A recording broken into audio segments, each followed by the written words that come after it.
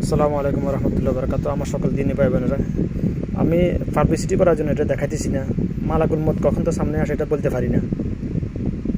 এই জন্য তো হয়তো বা আমি মারা যাওয়ার পরে হয়তো আমার পরিবারের কেউ আমার সাথে ধোঁকাবাজিও করতে পারে। এই জন্য এটা জাতিকে জানা যাওয়ার উদ্দেশ্য আমার।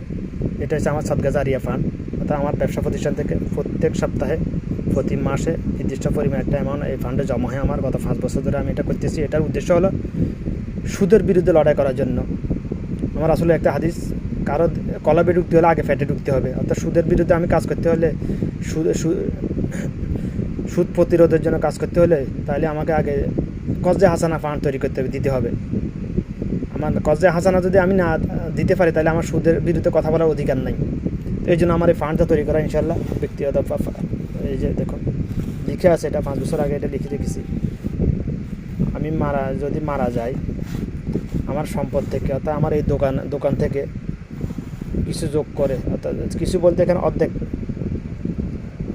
এখানে অর্ধেক 50% আমার এই ফান্ডে দিয়ে দিতে হবে। এটা আমার পরিবারের জন্য ওসিয়ত।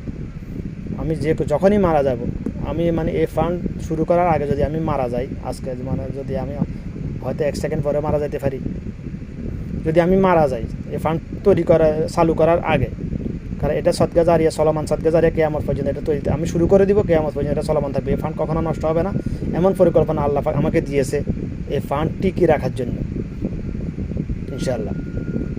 তো আমার পরিবারের সদস্যদের কাছে ওসিয়ত, আমি এই ফান্ড শুরু করার আগে যদি আমি মারা যাই, প্রবাসী থাকাকালীন যদি আমি মারা যাই, আমার এখানে যে মূল যে সম্পদ আছে এই সম্পদের অর্ধেক আমার এই ফান্ডে দিয়ে দিতে হবে। যদি না দেয় তারা দাবিদার থাকবে, এটার আমার কিছু করার নেই, আমি তো চলে যাবো দুনিয়া থেকে, বাস এতটুকু।